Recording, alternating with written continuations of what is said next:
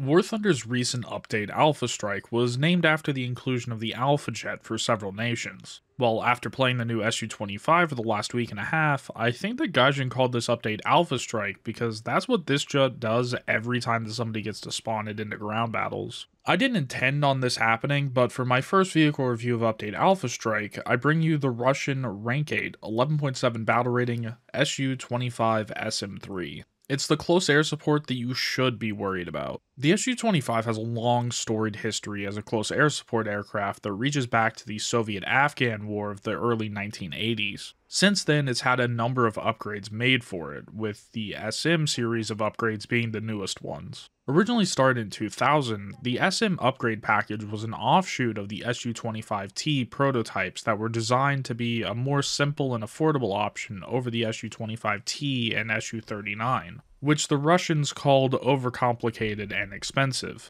While simple and affordable are two words used to describe the SM upgrade, it's not like it didn't completely change the plane. Almost all of the aircraft's electronics were replaced. It received new engines, new weapons, and it even reduced the required maintenance and made the plane lighter. The SM-3 is the newest version of this upgrade kit, with the first SM-3s being delivered in 2018, making this one of the newest jets in War Thunder. It really does feel like modern CAS when you use it too. Across 72 matches in the Su-25SM3, I had a 2.3 KD with a 71% win rate. Although I think that part of the reason why it's such a high win rate in the plane is because it costs quite a lot of spawn points to bring it in, so I had to already be doing pretty well in a match to spawn it anyways. Then I usually just used the jet to make sure that the enemies couldn't mount a comeback. As always, the Su-25SM3's biggest weakness is its relatively low speed. On the best of days, at the best of times, you're barely hitting 630 miles per hour in this thing.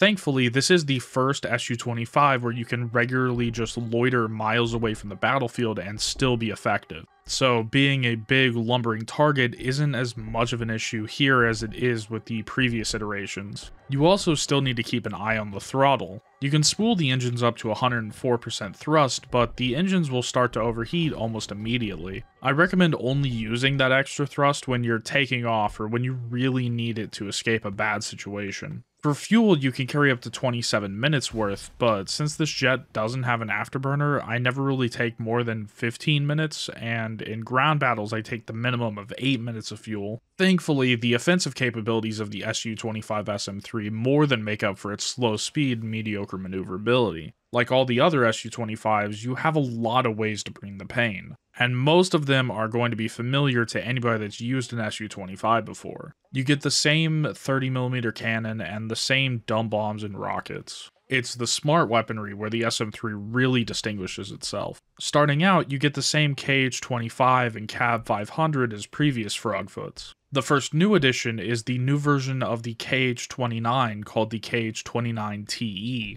This version of the KH-29 has an extended range able to be fired from 18 miles away. That's pretty good, but it's just an appetizer for the real star of the show, the KH-38 ATGMs, which have a launch range of 25 miles. Although in practical use, you're going to be much closer than that. The KH-38 comes in two versions. The first is an infrared guided version that can lock onto targets up to 12.5 miles away. I don't know what it is with this version of the missile, but I've never been able to hit a ground target with it.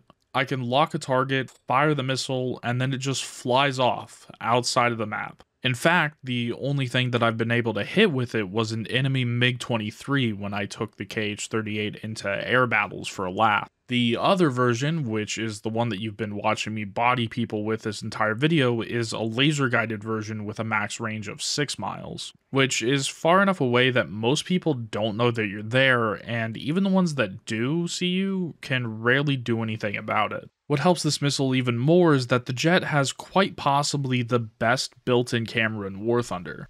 None of the footage that you're seeing is using a targeting pod. This version of the Frogfoot doesn't even get a targeting pod. This is just the first jet in the game to get a high zoom camera with 3rd gen thermals and the ability to lock onto targets some 12 miles away. That camera with the new KH-38s really is the 1-2 combo that elevates this jet to being one of the best CAS aircraft right now. For air-to-air capabilities, you don't really get much. This is the first Su-25 to get exclusively R-73s, but you can only carry 2 of them. Funny enough, Gaijin modeled the extra outer pylons where more missiles should fit, but you just can't equip anything there. The SM-3 also gets a missile approach warning system, so you don't even have to fire off countermeasures manually. The SM-3 can carry up to 256 countermeasures, so that's going to take a lot of enemies firing missiles at you before you run out.